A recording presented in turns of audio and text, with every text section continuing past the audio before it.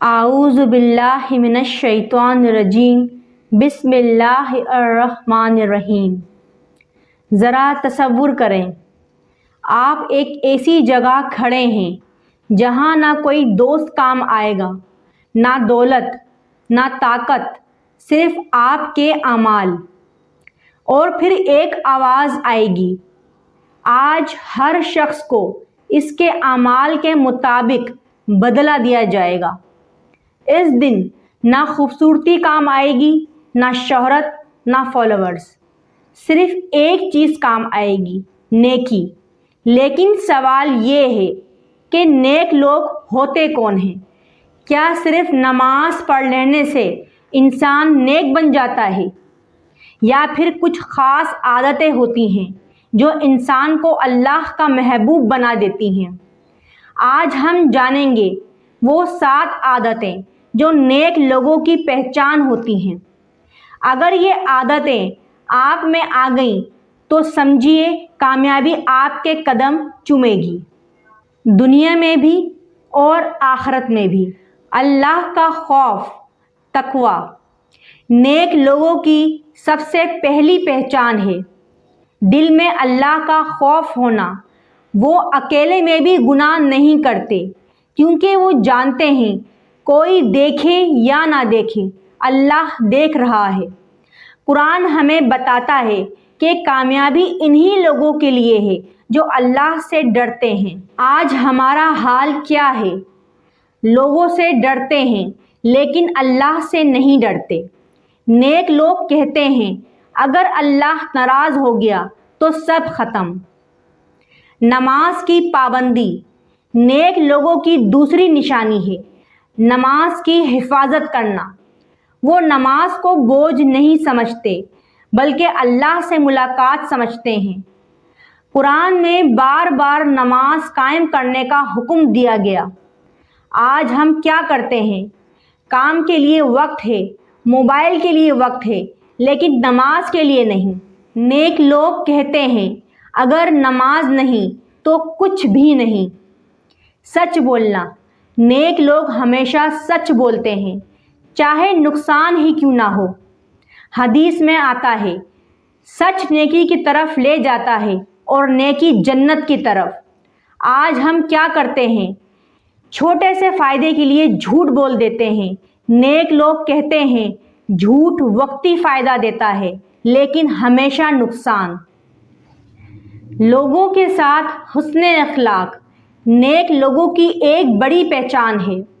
ان کا اخلاق، وہ نرم بات کرتے ہیں، معاف کر دیتے ہیں، بدلہ نہیں لیتے۔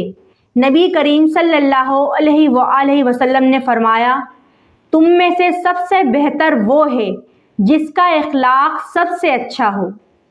آج ہم کیا کرتے ہیں؟ چھوٹی بات پر لڑائی، غصہ، بدتمیزی۔ نیک لوگ کہتے ہیں جو معاف کرتا ہے اللہ اسے عزت دیتا ہے۔ گناہوں سے بچنا۔ نیک لوگ صرف نیکیاں نہیں کرتے بلکہ گناہوں سے بھی بچتے ہیں۔ وہ فلمیں، گانے، غلط چیزیں سب چھوڑ دیتے ہیں۔ قرآن میں ہے گناہوں کے قریب بھی نہ جاؤ۔ آج ہم کیا کرتے ہیں؟ گناہوں کو معمولی سمجھ لیتے ہیں۔